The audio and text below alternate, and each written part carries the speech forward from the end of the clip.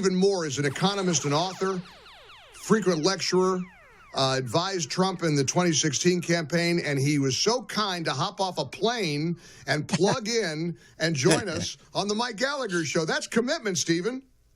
Hey, Mike, I'm at the Dallas-Fort Worth Airport. Just got off the air, but I've been chomping at the bit to talk to you about this. Great topic. By the way, I'm really conflicted on this. The timing is perfect.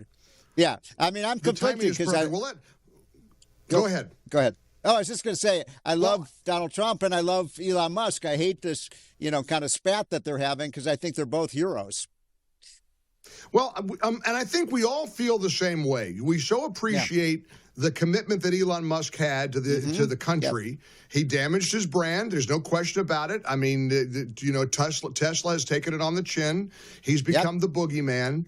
But now I'm not sure how helpful or productive it is that he's coming out with all these social media posts. It's an abomination. Look, he has to go back to work. Trump has to stay in Washington and deal with this, hurting all these cats, namely the members of Congress who've got to pass Trump's big, beautiful bill.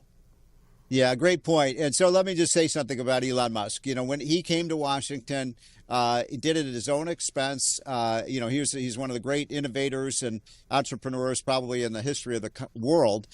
So I greatly admire him. What he tried to do was drain the swamp. And, there's an old saying in Washington, Mike, you've heard it, no good deed ever goes unpunished. So as soon as he started calling out the massive hundreds of billions of dollars of fraud, the billions of dollars of Social Security money that's going to dead people, the fact that the foreign aid establishment couldn't tell us where hundreds and hundreds of millions of dollars went. They lost the money. The fact that you had Medicaid fraud that was so abundant, illegal immigrants getting billions and billions of dollars of free health care from the taxpayers, on and on and on. He exposed that. So, and he was vilified by the left. In other words, because he was educating Americans about how much money is wasted, the left hated him, which I guess tells us that that's how the left makes their money, on the fraud in government. But I also agree with you. I was outraged by his statement. Was it yesterday or the day before, where he said that this bill is despicable and so on? No, it's not a perfect bill, Mike. It's not a perfect bill. But we have to get this done to, eliminate the chances of the biggest tax increase in history. It's good for small businesses. It's good for American companies. It's good for American workers, and it has to get done.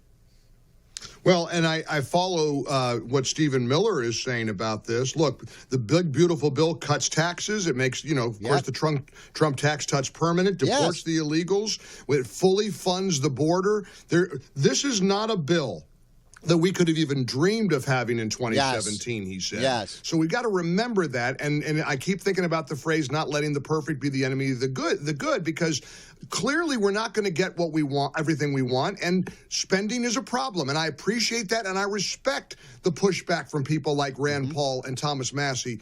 But, Steve, if this bill doesn't pass, this is catastrophic for the Trump agenda. Make no mistake about it. Well, it's catastrophic for the country. It's catastrophic for American businesses and workers. The average family, if we don't get this done, would face a $2,500 increase in their tax bill next year. By the way, can you tell me, Mike, why it is that every single Democrat in the House voted to raise taxes on the middle class by $2,500 next year? I mean, outrageous. But there's a lot of hidden gems in this bill, too. I mean, I'm a big school choice guy, as you are. There's funding to allow parents to send their kids to great schools. There's border security money here, so we can control the border. But by the way, the folks who are working on that have done an amazing job. We're down 93% in illegal immigration. There is all sorts of savings. Work requirements for welfare programs, which is something, my goodness, Bill Clinton did in the 90s, and it was a huge success.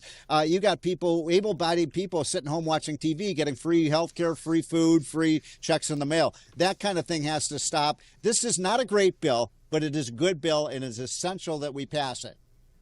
Amen. And Steve, I don't want to get bogged down in the drama. My audience and I will wallow in the drama between Elon and Donald Trump. But I want to ask, I want you to crunch some numbers for me, because I really need your advice on how, because I don't understand with the ADP count and the jobs, I mean, this was released just earlier today. Private payrolls increased just 37,000 in May, which was below the expectation, the Dow Jones forecast of 110,000. President Trump immediately took to Truth Social and he said, ADT number out, too late, pal. Nickname for Jerome Powell, calling him too late, pal, must now lower the rate. He is unbelievable, President Trump wrote. Europe has lowered it 9 times. Can you help us understand, help a layman like me, help a dummy like me understand the role of Jerome Powell and the Fed and the rate, and why he will not acquiesce and give President Trump what he wants in lowering the rate?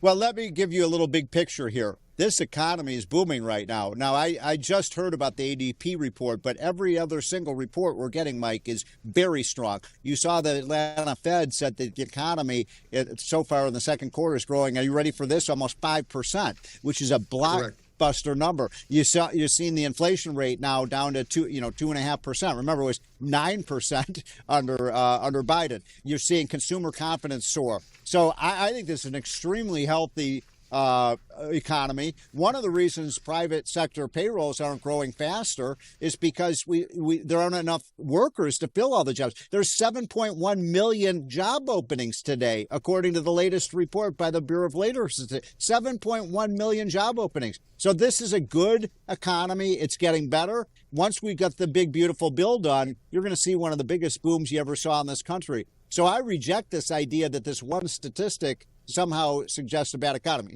This is the money clip. I want to know what you think about Jerome Powell not lowering the rates.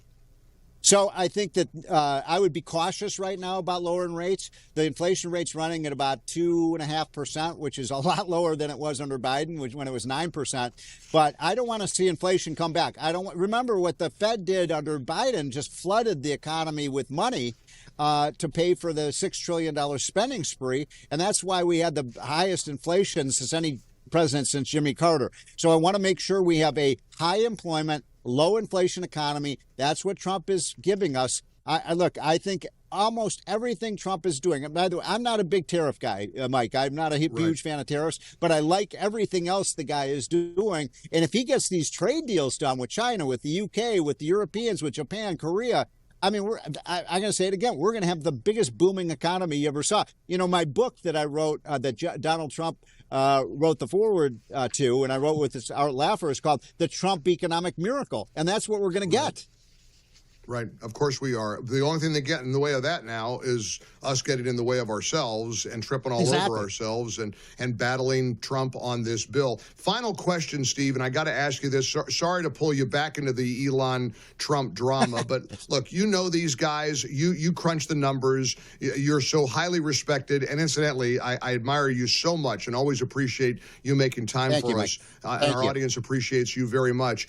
Could this be a good cop, bad cop scenario where Trump and Elon are kind of in on this, and this is kind of this is performative? Is that a possibility, Steve? Well, I don't know. Look, let's face it. These are two of the most accomplished people that ever walked on the planet Earth, and I love them both. And you got two, let's face it, they're two super egos, right? Sure, and, you know, they both want to be the alpha male in the room. And so I think there's a little bit of a personality clash here, but look, we could use a lot more Elon Musk. We could use a lot of more Donald Trump. I just want to relate to you one last thing. The one thing that worries me, and I'm very bullish, we got to get this debt under control. We've got to have the work requirements for Medicaid. We've got to. How about this, Mike? You and I should start. Why can't we just cut every single federal program by 10% across the board right now? Amen. And it can be done. They can do it, and they can make this bill better. Let's get it. Let's get her done. And Stephen Moore, safe travels to Dallas and beyond. And thank you for taking time for us here on the Mike Gallagher Show. You keep fighting the good fight, Steve. Love your show, Mike. Anytime. Take care. Have a great day. Love you too. Appreciate it. Love your insights. And Stephen Moore helping us out, because I'm lost on this interest rate. I wish wish Jerome Powell would just say, okay. He'd cry uncle and give President Trump what he's demanding. All right, and what is Trump demanding of Elon Musk? Where do we go from here? What do you make of all this?